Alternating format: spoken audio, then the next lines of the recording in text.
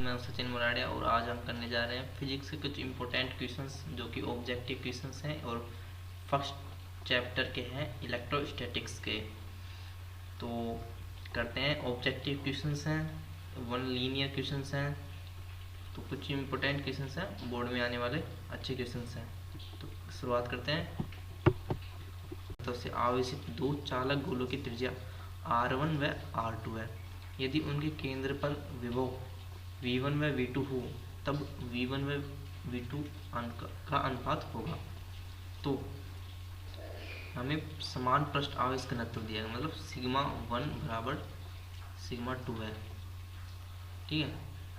और त्रिज्याएं दी है R1 व R2। यदि उनके केंद्र पर विभव V1 व V2 हो तो V1 व V2 का अनुपात, तो केंद्र पर जो विभव होता है वो होता है K Q अपॉन R, ठीक है। अब तो पहली कंडीशन देखते हैं। यदि त्रिज्या R हो तो V1 is equal to K, मतलब माना उस पर आवेश Q1 है और त्रिज्या R, और इसे हम जानते हैं कि जो सिग्मा होता है वो होता है Q अपॉन A। तो क्या से Q की वैल्यू आ जाएगी सिग्मा इंटू A, और जो आवेश है पहले आवेश के लिए Q1 सिग्मा Q1 और A1, तो यह आ जाएगा सिग्मा 1 A1 अपॉन R1। इसी प्रकार दूसरे आवेश के लिए जो चालक गोले के लिए जो विभव होगा उसके केंद्र पर वो होगा K Q2 अपॉन R2, और ये हो जाएगा K sigma 2 A2 upon R1। देखो, तो इसका जो फॉर्मूला होता है A1 का, मतलब चालक गोले का पृष्ठीय क्षेत्रफल होता है वो होता है K1 सिग्मा 4 पाई, और इसकी त्रिज्या R1 का होल स्क्वायर हो जाएगा, और ये जाएगा R1 से R1 चला जाएगा और एक R1 बचेगा। इसी प्रकार दूसरे गोले में भी K सिग्मा 1 4 पाई R, ये सिग्मा 2 है, ये R2 आ जाएगा, ठीक है। और यहाँ आ जाएगा R2 से ये कैंसिल आउट हो जाएगा, और जो हमारे पास वैल्यू बचेगी ये बचेगी। तो उसने अनुपात पूछा है, तो अनुपात मतलब इन दोनों का अनुपात क्या होगा। तो देखो, K से तो K कैंसिल आउट हो जाएगा, 4 पाई कैंसिल आउट हो जाएगा, और सिग्मा 1 बराबर सिग्मा 2 दिया गया, तो सिग्मा 1 2 ये भी कैंसिल आउट हो जाएगा, और जो हमारे पास वैल्यू बचेगी वो बचेगी R1 अपॉन R2। तो हमारे पास जो आंसर आ जाएगा वो हो जाएगा R1 अपॉन R2। बी बिल्कुल सही आंसर है इसका। नेक्स्ट क्वेश्चन देखते हैं। नेक्स्ट क्वेश्चन है, वायु में स्थित इकाई धनावेश से निकलने वाले संपूर्ण विद्युत फ्लक्स का मान ज्ञात कीजिए। तो गाउस के नियम से हम जानते हैं कि जो फ्लक्स होता है वो होता है sigma Q upon epsilon not. अब यहाँ पर जो इकाई धनावेश, मतलब जो धनावेश है वो एक गुलाम है, मतलब 1 अपॉन एप्सिलॉन नॉट, और 1 अपॉन एप्सिलॉन नॉट होता है एप्सिलॉन नॉट इनवर्स। इसका भी बी आंसर हमारा बिल्कुल सही है। तो नेक्स्ट क्वेश्चन देखते हैं। एक इलेक्ट्रॉन को दूसरे इलेक्ट्रॉन की ओर ले जाने पर निकाय की विद्युत स्थितिज ऊर्जा बढ़ती है, घटती है, उतनी ही रहती है या शून्य हो जाती है। तो एक इलेक्ट्रॉन है और दूसरा ये इलेक्ट्रॉन है, दोनों पर नेगेटिव चार्ज है। अगर नेगेटिव को नेगेटिव के पास लेकर जाएंगे तो प्रतिकर्षण होगा, ठीक है। और प्रतिकर्षण होगा तो उसके पास ले जाने पर हमें कार्य करने की आवश्यकता होगी, और कार्य करने की आवश्यकता पड़ेगी तो गति विद्युत स्थिति ऊर्जा में वृद्धि होगी। तो ए बिल्कुल राइट आंसर है, बढ़ती है यदि एक इलेक्ट्रॉन को दूसरे इलेक्ट्रॉन के पास ले जाया जाता है तो। नेक्स्ट क्वेश्चन हमारा ये वही क्वेश्चन है जो अभी किया था हमने। नेक्स्ट क्वेश्चन है, एक वर्ग के कोनों पर समान क्यू आवेश रखा है तो वर्ग के केंद्रों पर होगा। तो कंडीशंस दी गई है, तो कौन सी कंडीशन इसमें बिल्कुल सही है, तो देखते हैं कौन सी कंडीशन बिल्कुल सही लगती है। माना ये कोई वर्ग है, ठीक है,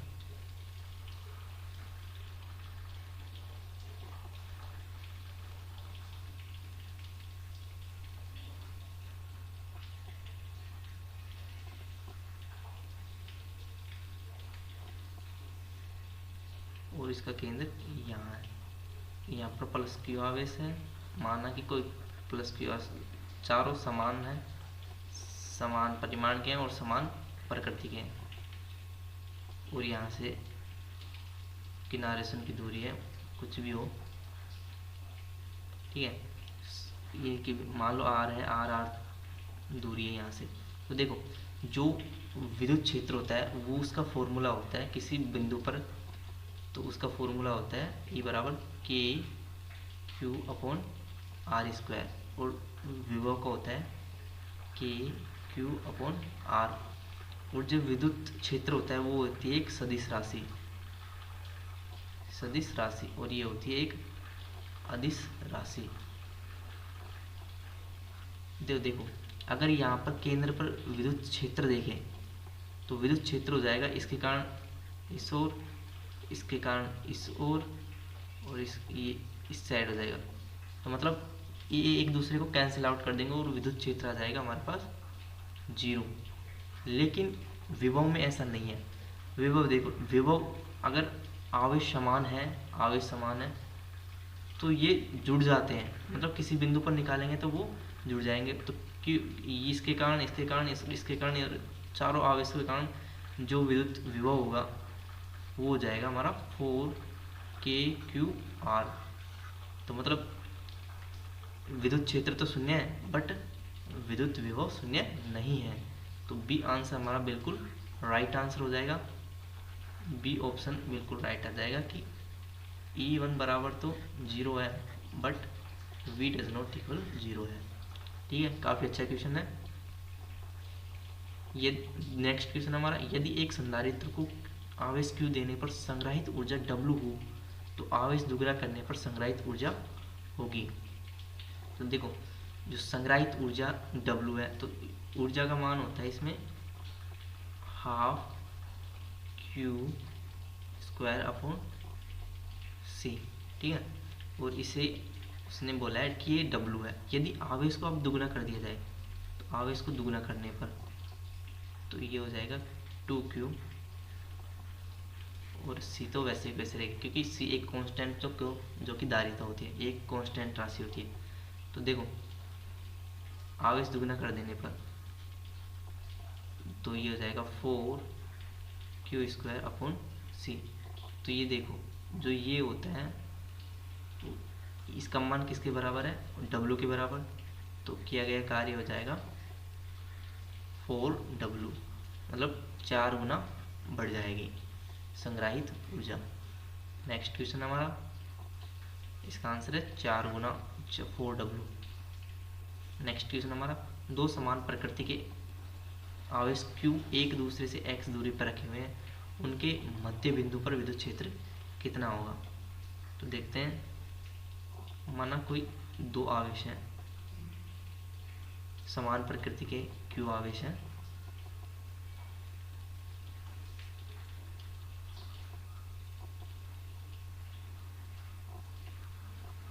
एक Q आवेश प्लस Q आवेश यहाँ रखा हुआ है और दूसरा प्लस Q आवेश यहाँ रखा हुआ है। तो उनके मध्य बिंदु पर, और ये कोई मध्य बिंदु है, यहाँ से भी इसकी दूरी x है और यहाँ से भी दूरी इसकी x है, और किसी बिंदु पर विद्युत क्षेत्र कितना होता है, E बराबर KQ अपॉन एक्स स्क्वायर। तो यहाँ पर भी कितना होगा, इसके कारण जो विद्युत क्षेत्र होगा इस साइड होगा, वो कितना होगा KQ अपॉन एक्स स्क्वायर, और इसके कारण जो विद्युत क्षेत्र होगा वो भी होगा KQ अपॉन एक्स स्क्वायर। तो ये दोनों एक दूसरे को कैंसिल आउट कर देंगे क्योंकि दिशा विपरीत है, तो ये दोनों एक दूसरे को कैंसिल आउट कर देंगे क्योंकि जो आवेश है वो भी समान है, तो और प्रकृति में भी समान है, इसीलिए इसका आंसर आ जाएगा 0। मतलब जो मध्य बिंदु पर विद्युत क्षेत्र होगा वो होगा 0। ठीक है, नेक्स्ट क्वेश्चन है, एक साबुन के बुलबुले को ऋणात्मक आवेशित करने पर उसकी त्रिज्या बढ़ जाती है। उसकी त्रिज्या क्या हो जाती है? बढ़ जाती है, क्योंकि उसमें प्रतिकर्षण बनने लगता है। नेक्स्ट क्वेश्चन हमारा, एक समान विद्युत क्षेत्र में रखा हुआ विद्युत द्विध्रुव अनुभव करता है। माना कोई समान विद्युत क्षेत्र है, देखो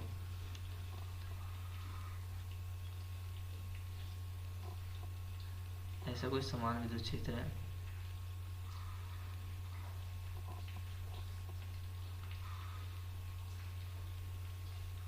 और उसमें आपने एक द्विध्रुव रख दिया।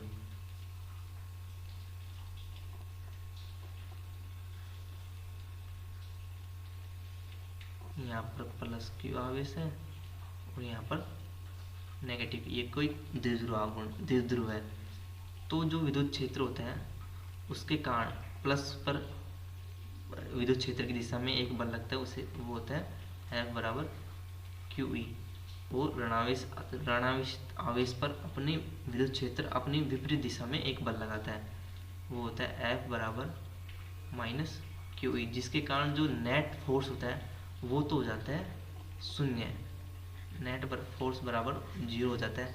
बट जो बल आघूर्ण होता है वो हो जाता है, मतलब वो इसमें इसको घुमाने का कार्य करता है। किसको? द्विध्रुव को तो घुमाने का कार्य करता है। तो इसमें आंसर आ जाएगा केवल बल आघूर्ण कार्य करता है, ना कि बल भी नहीं करता, एक बल आघूर्ण नहीं करता, केवल एक बल आघूर्ण कार्य करता है। क्योंकि जो नेट फोर्स होता है उसका मान तो 0 होता है, वो दोनों विपरीत आवेश होते हैं तथा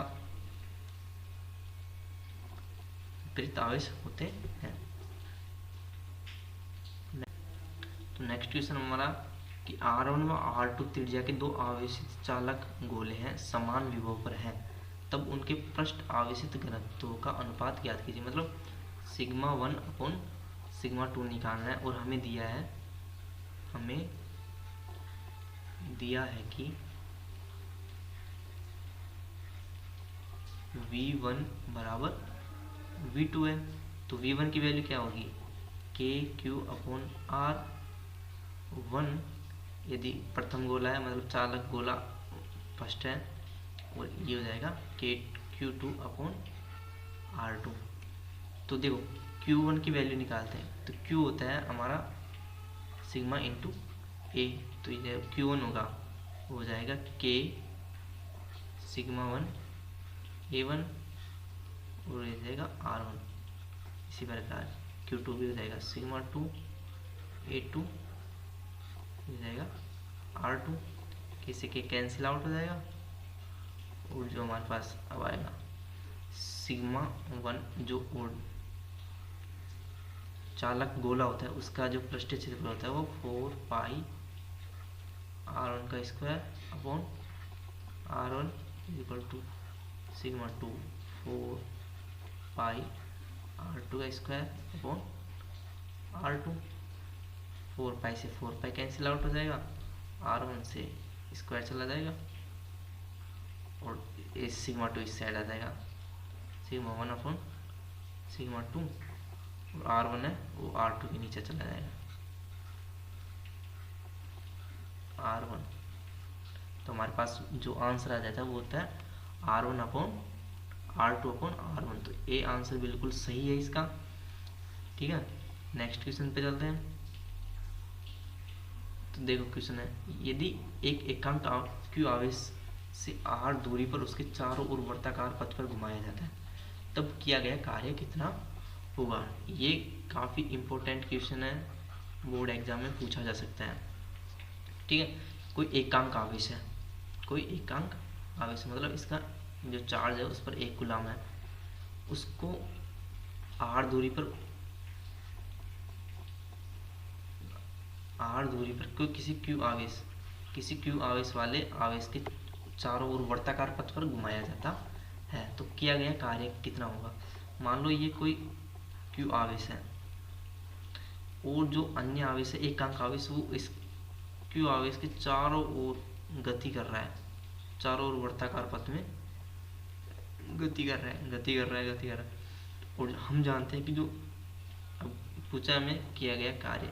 तो किया गया कार्य होता है F, मतलब किया गया उस पर लगने वाला बल और विस्थापन, मतलब F डॉट डी एस।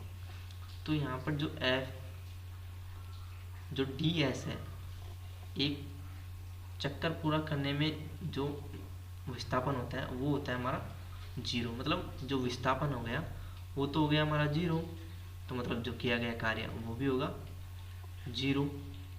तो हमारा किया गया कार्य कितना हो जाएगा 0, मतलब कोई वर्ताकार पथ पर घूमेगा तो जो विस्थापन कितना होगा वो होगा 0, तो जो किया गया कार्य होगा वो भी हो जाएगा हमारा 0। तो ये आंसर इसका बिल्कुल सही है। काफ़ी इंपॉर्टेंट क्वेश्चन है।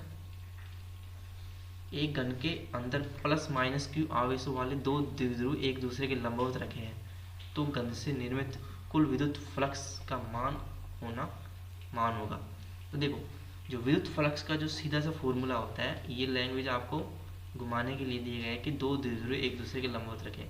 देखो आवेश कितना है प्लस माइनस क्यू, तो हमारे पास जो फॉर्मूला होता है फ्लक्स का वो होता है sigma Q upon epsilon not.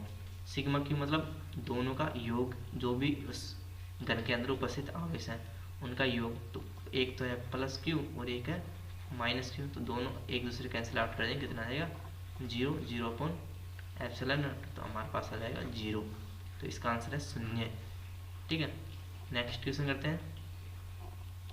दो चालक गोलों की त्रिज्या a व b है, तो इन्हें समान आवेश से आवेशित करने पर इनकी सतह पर विद्युत क्षेत्र की तीव्रताओं का अनुपात ज्ञात कीजिए। तो विद्युत क्षेत्र की तीव्रताओं का अनुपात पूछा है। एक माना प्रथम गोले का जो विद्युत क्षेत्र की तीव्रता सतह पर वो है, वो हमें समान आवेश मतलब Q1 बराबर Q2 दिया गया है, तो KQ upon A square E1 हो जाएगा, और इसी प्रकार E2 हो जाएगा, मान लो ये Q के बराबर है, तो ये हो जाएगा KQ अपॉन B स्क्वायर, और इन दोनों का अनुपात पूछा है, तो KQ से तो KQ कैंसिल आउट हो जाएगा, और जब हमारे पास वैल्यू आ जाएगी वो हो जाएगी B square upon A square, B square ऊपर जाएगा और ए स्क्वायर नीचे के रह जाएगा, मतलब E1 अपॉन E2 की जो वैल्यू आ गई वो बी स्क्वायर अपॉन ए स्क्वायर। तो ये आंसर बिल्कुल सही है।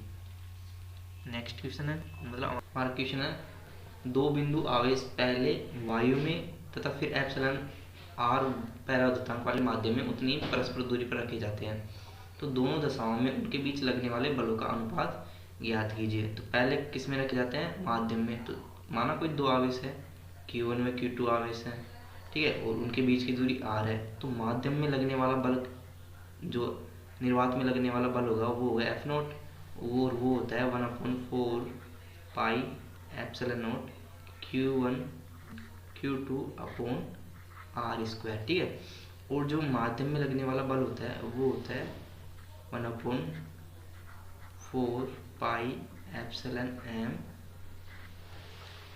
Q1 Q2 upon R square. तो जो हमें पता है कि जो एप्सिलॉन m होता है वो होता है epsilon not into epsilon r। जो हमारा माध्यम की परावर्तनांक है वो है एप्सिलॉन r। ठीक है, तो जो यहाँ पर एप्सिलॉन m की वैल्यू पुट कर देंगे, तो ये आ जाएगा 1/4 pi epsilon r epsilon not R square Q1 Q2। ठीक है, तो हमें अब निकालना है उन दोनों का अनुपात, F नॉट अपॉन FM ज्ञात करना है।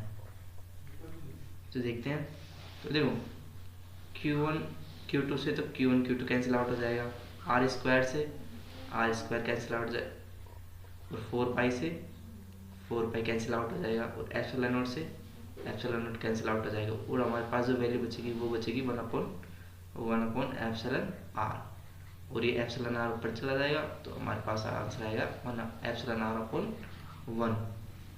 ठीक है, वापस बता देता हूँ, दो आवेश है Q1 में Q2 और वो उनके बीच की दूरी है r।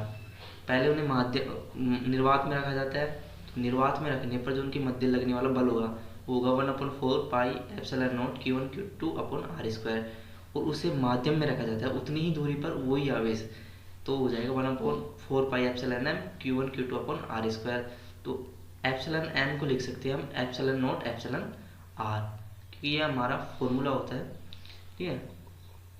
तो जो हमारे पास वैल्यू आएगी वो आएगी Q1 Q2 upon 4 pi epsilon not तो हमें निकालना है एफ नोट और एफ एम का अनुपात। तो एफ नोट और एफ एम का अनुपात आज हमारे पास आ जाएगा 1/1/एप्सिलॉन आर, और एप्सिलॉन आर पर चला जाएगा तो हमारे पास आ जाएगी वैल्यू एप्सिलॉन आर अपॉन 1, मतलब बी आंसर हमारा बिल्कुल सही है।